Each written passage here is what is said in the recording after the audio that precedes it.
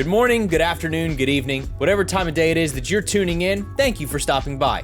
This is the Martell Group Fireside Chats, where each week we sit down with an industry expert and get their unique perspective on the world through the lens that we all know as sales and marketing. Today we sit down with Joe, the CEO of Scalar Labs. Now, data is a pretty integral part of how the world works today. It's in everything we do. But what happens if I take a data set and you take a data set? Let's say we have different backgrounds and we try to interpret it the same way. Your persona here is Chris, but you do have social media accounts, you do have other accounts, and in other countries, if you've visited and maybe if you've posted or made friends, they know you by Chris, but it may be a different name. Almost no company uses a single database. Most companies use multiple databases, and a lot of larger organizations use multiple databases or data centers spread across the globe. So how do you ensure that the data that you're trying to update is going to be updated cohesively and updated in real time? How do you ensure that the data is consistent across the globe? Now that is just a small taste of how Joe thinks and what Scalar Labs is aiming to do. The conversation you're about to listen to really changed my perspective on how data is interpreted, and I think it'll do the same for you. Without further ado, let's hop right on into it.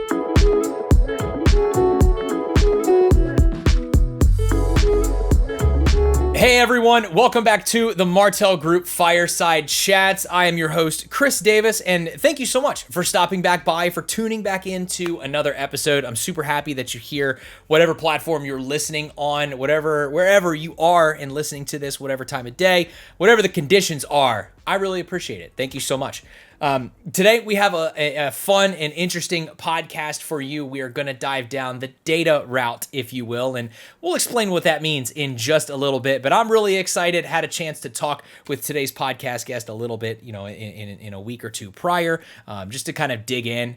The guest and I share a lot of similarities that we've just found out, and have a lot of love for like photography and sound and things like that. So there's a lot of things that we can dig into today. But without further ado, I want to step aside and introduce today's podcast guest. This is Joe. He is the CEO of Scalar Labs. Now, I will let Joe tell you everything about himself, everything that he wants to share, everything about Scalar Labs, because it's a really interesting concept. It's a really interesting company that Joe leads here. But before we get into all of that, Joe, welcome to the podcast. Good to have you here. Good to be here. Thank you very much, Chris, for the nice, warm welcome. Yeah. So just to quickly introduce myself. I don't want to be too long with introductions. As a former executive at Viva and Oracle and Workday, and worked overseas most of my life and most of my career, 25 plus years in Japan and overseas as well, trying to open up businesses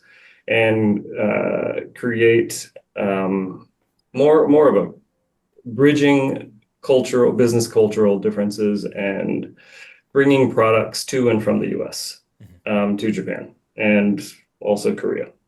But primarily focus was always Japan. And now I am a CEO of Scalar Labs and bringing an amazing data product, which I mentioned Oracle before. I've been in the data business for 20 plus years and have never seen anything like this, and excited to bring this product into the US. So a lot of time in data, a lot of time just kind of sitting down and understanding everything there is to know about data, right? Is there any particular like section of data where you were like, this is like my bread and butter, this is what I really want to learn? Or was it just like, hey, I just want to wrap my arms around everything? So I mean, if you think of data, it sounds very scientific. It might sound boring. It might sound like Excel spreadsheets, which it is all of that. Plus there's the exciting side of data. Sure. And I'd say, like, let's take you, for example. You've been on podcasts, you've done a lot of interviews, and your persona here is Chris.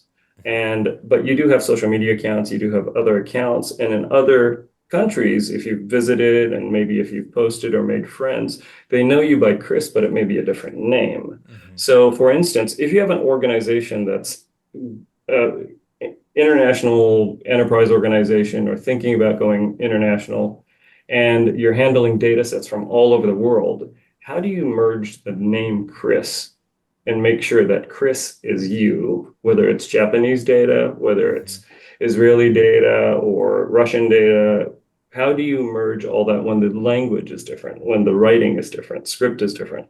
And a lot of organizations, now I'm parting away from the name, but data itself, almost no company uses a single database. Most companies use multiple databases, and a lot of larger organizations use multiple databases or data centers spread across the globe.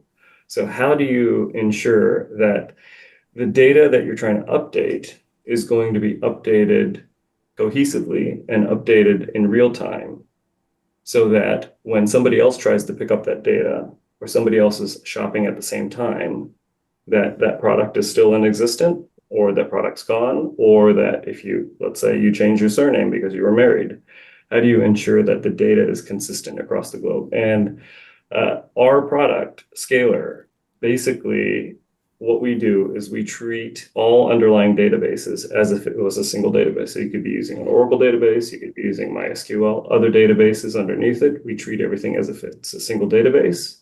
So if an application hits us or reads from us, everything is updated all at once, and everybody is getting data consistency across the board, which is also important in AI, because AI would function better if it was real-time data.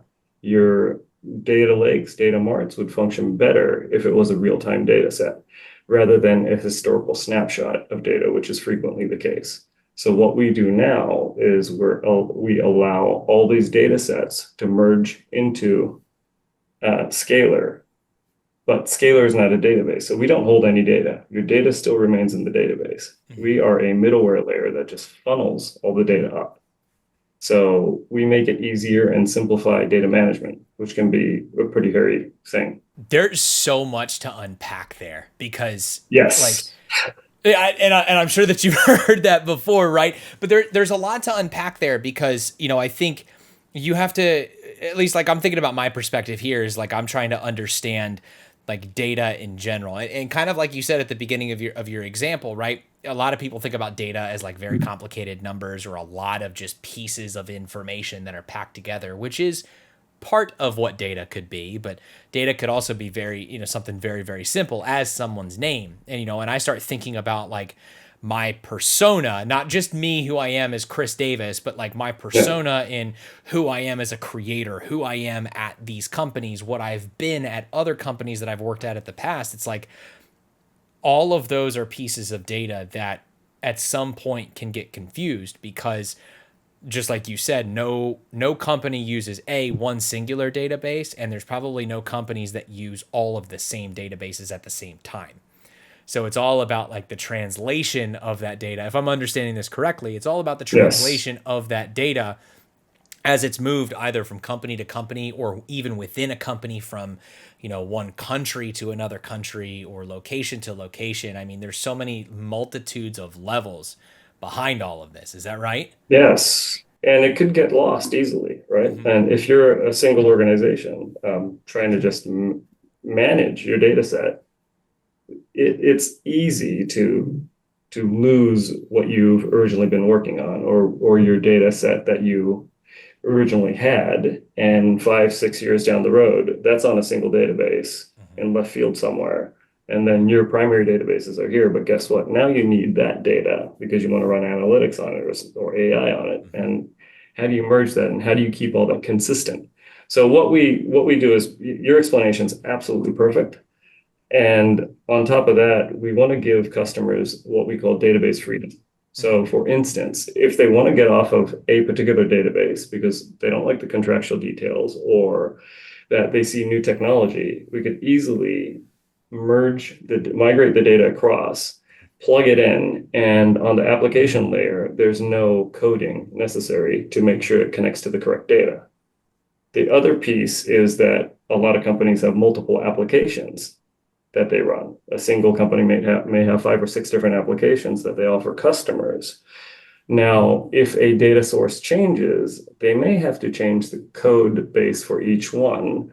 Or if 2 applications are merging the same data at the same time, how do you ensure that the data is consistent? Or if there's an error in the data, one database gets updated, but the other one doesn't. How do you make sure there's consistency there as well? Yeah. So We basically simplify data management, but that's an understatement. As you go through the explanation of what you do, right, and kind of the problem where it's like, hey, we have all these pieces of data, we need to make sure that they all talk to each other, they all merge properly, that the translation from A to B keeps the data as object A, right? You don't want to lose any Yeah. pieces of it, you don't want to lose anything in translation or whatever. But I go back to the question, how do you even start? Like, what's the origin story, or what was like the origin problem? Like, you're, Yeah. to put it in superhero terms, like the Iron Man problem, right? Iron Man needed a heart, so he created a heart and then had this whole suit around him, right? Probably a very oversimplified explanation of Iron Man. Comic book nerds, please don't come after me. But what's the core problem, Joe, that you had to where you were like, this data is not this data. I need to figure out how to bridge that gap. Wait a minute.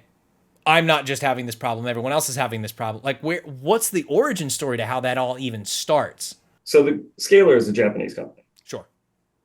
And our origin story lies in our two founders, Hiroyuki Yamada and Wataru Fukatsu, who looks at the world and sees that data surrounds us, right? Mm-hmm.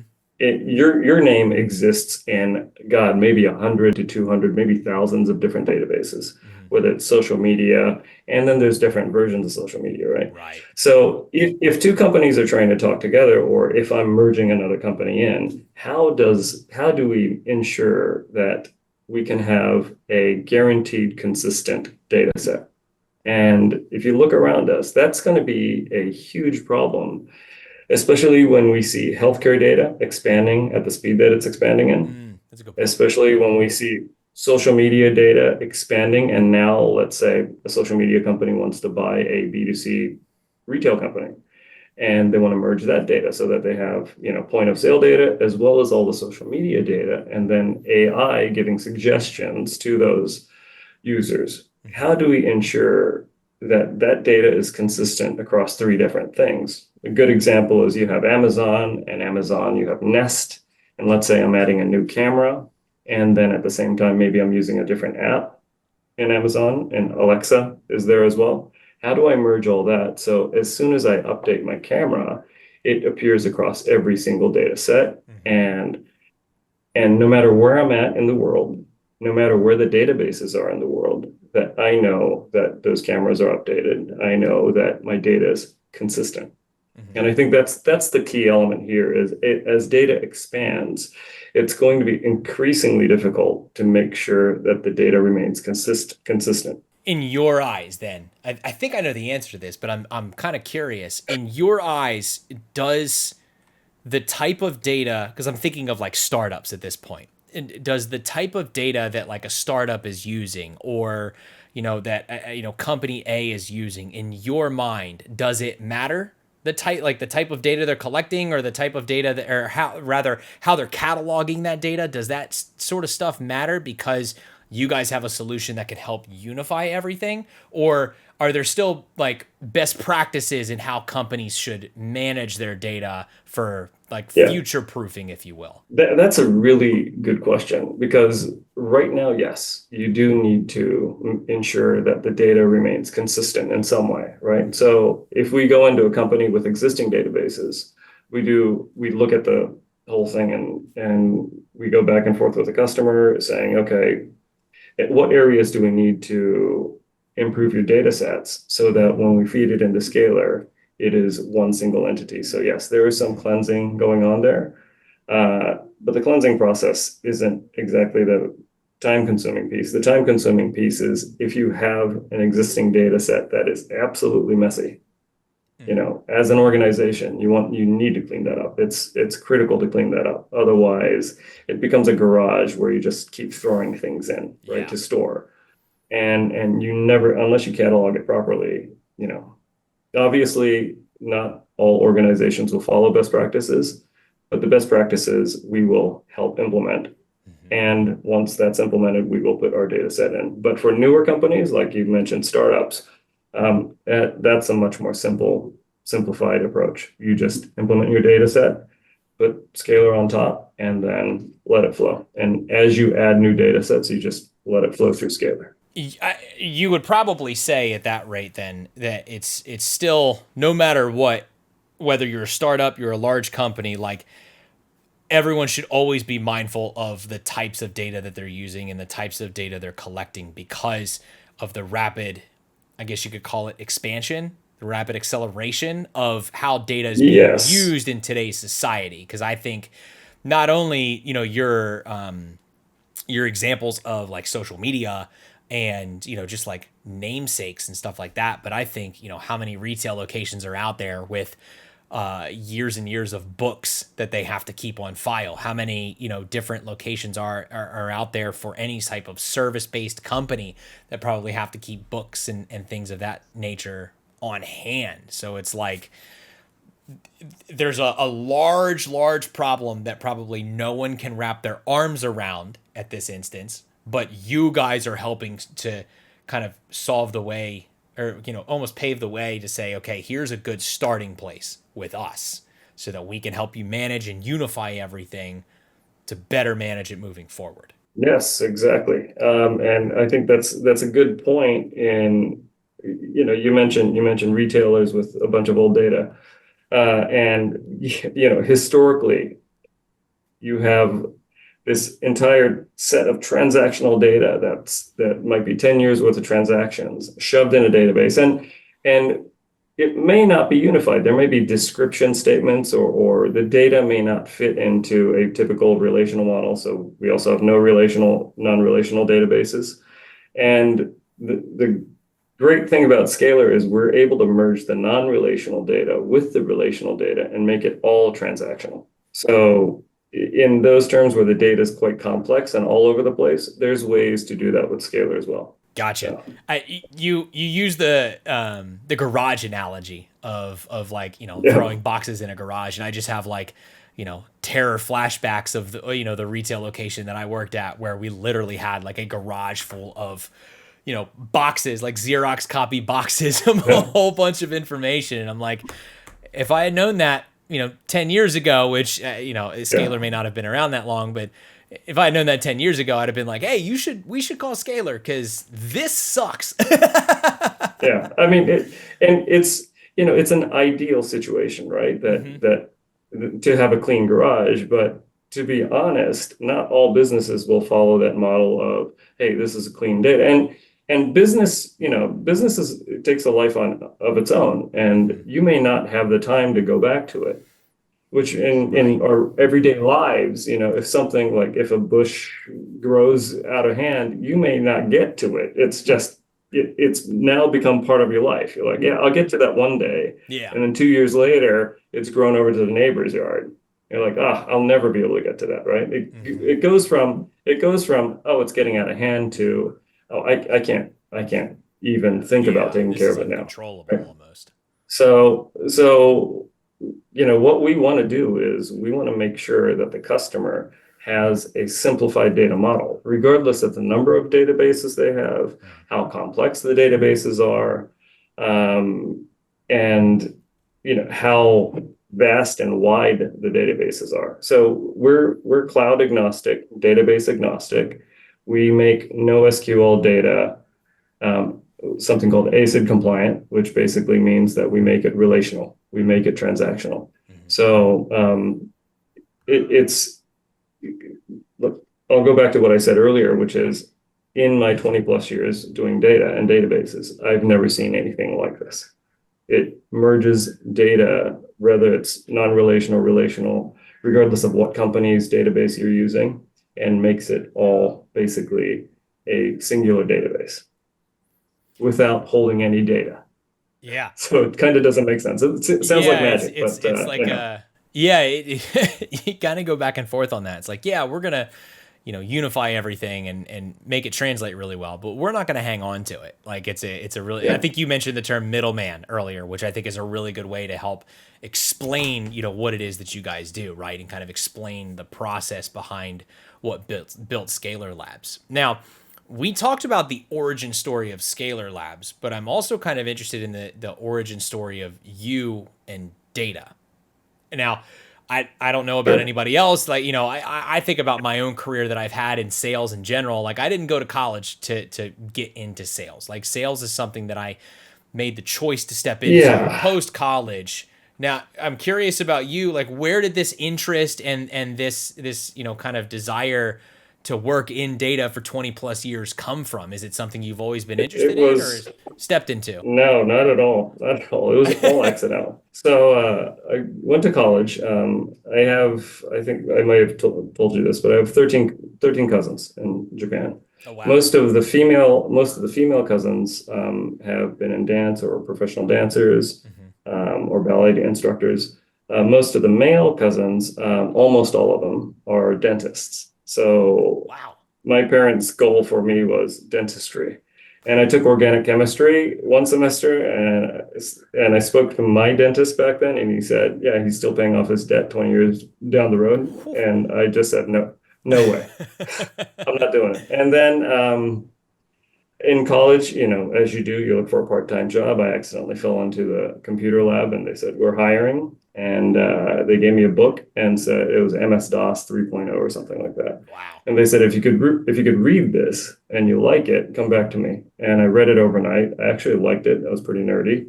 And went back the next day, and they said, "You read it?" I said, "Yep, I read it." And that's what got me into IT. Mm. And the whole data thing probably came about and my interest in it because I was raised overseas and I speak Japanese fluently. I've lived in multiple countries, visited multiple countries, and it's intriguing to see different business cultures, different languages spoken, and how the translation process happens. And I mentioned names earlier, but the name thing is really intriguing to me because in Japanese, I could write my name in 6 different character sets Hmm. in the computing language. And across the globe, there's right to left languages, left to right languages. So how does that name get translated across computer systems? And that's what got me into it. It's, very, very technical in that way, but that's what I really love doing. And I also loved bridging the cultural gap between two cultures because I was always in between two cultures. Yeah. So you've got then kind of like this a perfect storm for lack of a better phrase where it's like, Pretty much. you kind of like you said, you fell into, this computer lab and this IT world, but then also like, you're a part of two different cultures, a part of two different countries and kind of an expanded family where it's like, you got to talk to one, talk to the other. And I'm sure, and like, I am not bilingual, multilingual at all. I took Spanish in high school and unfortunately I stopped. I wish I would have continued, but I think back to then where it's like, I have to switch in my brain how I'm delivering certain phrases. I would imagine it's the same for you, talking and speaking in like Japanese, right? Like you have to kind of switch your brain a little bit to start having different conversations. And that same switch probably happens in the IT world. But my guess was that not a lot of people were actively switching their brains, if you will, to say, okay, I've got this data set here. It's Yeah. not going to translate directly over here. And it's also a different mindset. Like much, I think I've read that there's studies on it, and I believe it's true. But when I do speak Japanese, my personality changes. I Interesting. become more Japanese. Okay. When I'm speaking English, or I become more because I'm American. I become a little more on the American side. And much in the same way, data is thought differently. The way data is handled it's also a very cultural thing. The way Mm-hmm. we format data and hold data in Japan is very much attuned to the Japanese culture. Whereas in the US, the way we hold data in the US is attuned for the US. Great example is, again, names. Mm-hmm. In Japan, last name comes first. There's no middle name. First name is next. In the US, first name, middle name, last name. Mm-hmm. In Korea, if you want to identify somebody, Korea has something like 5 main names, which I believe 5 main last names. Wow. Park, Kim, Lee, Song, I forgot the other one, but basically, I think 60% of the population has one of those names. So if you want to identify somebody at a large company named Mr. Park, there's going to be 1,000 of them, Right. right? So you can't just identify them by the first name and last name. There also has to be other elements. So there's a very strong cultural element tied into data as well. And it's funny that you mentioned the personality thing too, because this is nowhere near related on the scale, but like I think about just in America, the different like dialects that we have or like different accents that we have throughout. You know, I was Sure. born and raised in New Jersey, but I live in Texas now. So it's like, you know, when I go home, I can feel myself like almost Yeah. adapt to having that type of accent, you know, of my family back home, you know, and stuff like Yeah. that. But when I'm here in Texas, you know, I sound almost like I do now. I kind of revert to wherever I am. And it sounds like it's kind of the same with you, with whatever mindset you have on, whether you're in Japan, you're speaking Japanese, you're in America speaking, you know, English, whatever it is. It's kind of funny too, because I don't want to start fights, but what's the right pizza? Chicago pizza, New York pizza, or California pizza? You know? Oh And boy. I will get in trouble for saying this, right? You know, some people like pineapple on pizza, right? Oh, pineapple You on tell that to pizza, a New man. You're Yorker, that's you're ready to go to war if you talk about pizza, which I will go right? on the record by So saying I'm okay with pineapple on pizza. It's just like not an every time type thing. You know what I mean? Like I need it like yeah, maybe once or twice a year and I'm good. I'll just say I like them all. Yeah, yeah, but no, the answer to that is definitely New York pizza. Like Chicago pizza is great. You know, California can't really make pizza to save their lives, but a good like slice of New York pizza on the boardwalk, you've got me sold. You've got me for life. But no, but to kind of think about data sets in different countries and the way that you kind of perceive those, like I had never really wrapped my mind around it until you said something, and it's like, okay, if I'm a company, you know, if I'm out there, even as a startup, right, I have to think about how the data I'm using is going to be translated or how someone else in a different part of the world is going to pick that up. And there's very much kind of like a translation of things that needs to happen. And you have to be very mindful of that, not just to make sure that somebody can read it, but to make sure that all of the data points from A get to B. So I mean that it kind of all brings us back to the, you know, the original question of like where did all of this get started, and kind of this journey of everything is really making me think, because it's all very fascinating to me just learning this story and it kind of how you had to wrap your mind around things, especially being a part of, you know, two different cultures. Now I would imagine too, to add on top of that, security also plays a factor into this. So how do you guys wrap your mind around that too? Not just how you translate the data and filter everything, but also like how you're keeping everything secure. I know you're not storing anything, but security is probably still a factor, is it not? Yes, and so security remains still on the database side. Mm-hmm. All we're doing is we're doing the flow through of data, and we're a middleware product, and Scalar, one of our products, Scalar DB, that does the data binding, Mm-hmm. has no idea where the data is coming from or what the data is. We're just flowing it to and from the application itself. Gotcha. So we're blind, basically blind to the data. Gotcha. And Okay. all we're doing is basically the filtering of understanding where the data needs to go to and come from. And that's it. With how much data is changing, accelerating, growing, whatever you want to label it as, right? With how much that's all happening, how are you staying on top of those trends? Like what are you doing every single day, or is there something you're doing every single day to like, you know, I always say on here, like keep your axe sharpened, right? Like make sure that you're staying on top of what current trends are. Cause I would imagine that, you know, a database could come out and change something up at the drop of a hat that might cause you guys to go back to the drawing board and redo a couple things. So what are you doing to Sure. stay on top of that? I mean, we have our existing customers who are great case studies, and this includes I shouldn't mention names here, but we have our existing customers. You go to our website to see our customers. The other piece is not to plug you guys, but the biggest piece is getting in touch with customers, and you guys put us in touch with our customers and prospects, and speaking to as many people as possible and understanding what is out there, right? Like I mentioned, we're a Japanese company. We've been quite successful in Japan.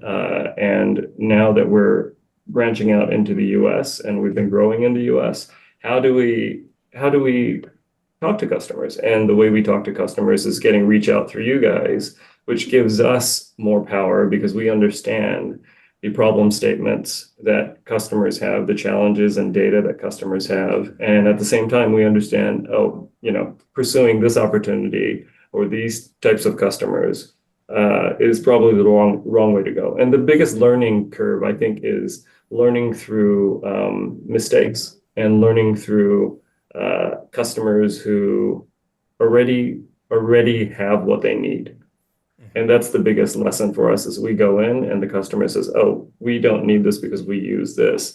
And then it gives us a great idea to say, okay, then let's pursue this avenue. And then that has helped us open a lot of doors. Do you have any, and you don't have to name names if you don't want to, do you have any Sure. like special projects or favorite projects that you've had in the past where you were like, this is the most fun challenge I've ever had with a client or with a customer or with a data set, whatever it is? Yeah. A customer, a large manufacturing customer who had factories across the globe. And they had factories across the globe with various workers from that, native workers working in those factories that speak that specific language. For example, individuals in Thailand versus individuals in Vietnam versus individuals in Korea and Japan and the United States, all working together on a single data set. However, you can't expect workers from all over the world, no matter how good your application is, to be able to read English and operate on an English data set. Yeah. They won't be able to read it. So they each have their individual data sets. And what was happening was the customers were, I'm going to give an example. They were ordering from Acme Industries. Right. However, people in Thailand can't read Acme Industries, so they would have their own name for it. However, because factory workers are seasonal, the same person that was ordering, the ordering manager, may not be there. So a new person comes in and they can't find Acme Industries. So they assume that it's not there and they're entering a new AC Industries to shorten it, or what they know of it, or AC IND, Yeah. or whatever it is in their language. And they're ordering the same part repeatedly through different names because the night shift and day shift changes. Wow. Right. So their factories were absolutely from start to finish. Everything was on time, impeccable, clean factory floors, but their supply warehouse is back ordered with millions of dollars of supplies that they didn't need, from gaskets to parts to engine blocks to, everything through electronic, silicon chips, everything was over ordered. So how do you manage that? And the biggest, I think, problem is that we're using, a lot of times there's only a mom and pop supplier that supplies that individual part. Like if you're looking at a titanium bolt, specialized 6-inch titanium bolt that has X amount of threads, whatever, only one supplier provides that. So how do you order that in a way where it's not just data consistency, but everybody across the board is seeing the same data set without over ordering? So there's a lot of steps there that need to be fixed, not through just our application. Our application can merge all the data, but there has to be steps on the factory floor to identify, hey, how do you prevent that from happening? How do you ensure? And you can't call the supplier saying, hey, how much did we order? And there's 1,000 suppliers and they're not going to want to deal with you. So they're just doing their job, receiving the order and, sending it out. And it's not Amazon Prime where you could return the order if you don't like it, right? So they're sitting on the stockpile of stuff that's rusting away or corroding, or, silicon chips don't last if they're out in the open, and refrigeration costs, all that stuff. So I imagine it just like this giant onion that you just like, you're like, hey, this is kind of the problem we have. And you peel it back and you discover like 4 more problems. And you're like, oh, shoot, like we got to keep going. We got to keep going. You're like, okay, this is everything I need to wrap my arms around because of data. And it sounds like now it's a very simplified sentence, but like everything that you just explained was obviously way more detailed than that because it's causing real problems for a lot of these factories. And the biggest, it's exactly right. I think the biggest problem is that a lot of times companies ignore the problem because we don't have time to deal with it. But the problem with technology and data, as time moves forward, the problem becomes exponentially bigger, and it gets to a point where it would cost more to fix. It would cost more to shut down the entire factory and build it from scratch than to fix the problem.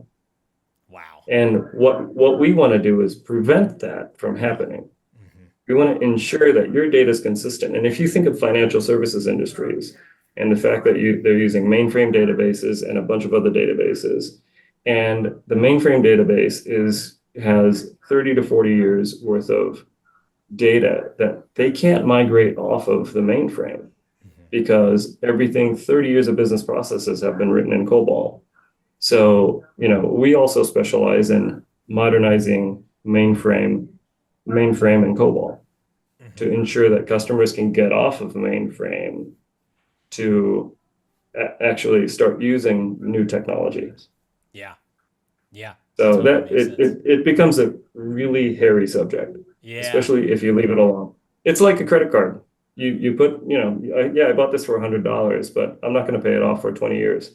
And you look at it 20 years from now, and it's $100,000. Becomes a problem. I mean, you gave the whole bush analogy earlier, right? It's like, oh, I'll cut the bush later, and then later comes around, and that bush is now like the size of a tree. I think of those types of problems, or hopefully my wife's not listening, but the honey-do list of things that I need to fix around the house. But that's not a part of the That's conversation. everybody. Yeah, that's everybody, right? Yeah.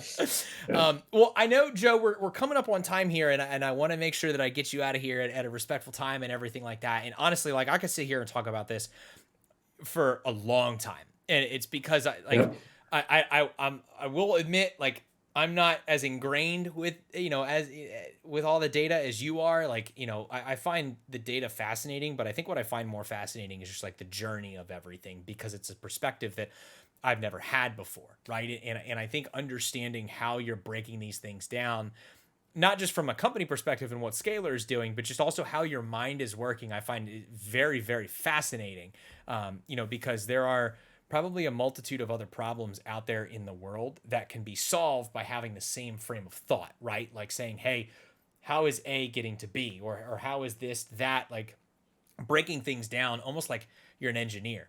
It's like, trying to take something apart and put it back together just to learn how it works. Like, you're taking that a step further because everyone has something they can take apart and put together with, all the data sets they use. But before we do officially close out, though, I'm interested to hear from you and kind of get your advice. And the advice that I would ask from you is to say, if you have, a piece of advice that you would give to, like, let's say a younger company, a startup, newer company that's out there, what sort of advice would you give to them on how just they're managing their data in general, or things to keep in mind about the data that they're managing and collecting and so on and so forth? Sure. And thank you for asking that. I think it's more, I think of it as, and these are lessons I need to learn as well, is it's a life lesson in problems. Mm-hmm. If you see a problem that you could resolve now, resolve it before it gets out of hand. And try to imagine yourself, hey, if I don't, fold the laundry now, what's going to happen a week from now or 2 weeks from now? And in data, think of it as, if I don't fold my laundry now, what's going to happen 10 years from now? Mm-hmm. Yeah.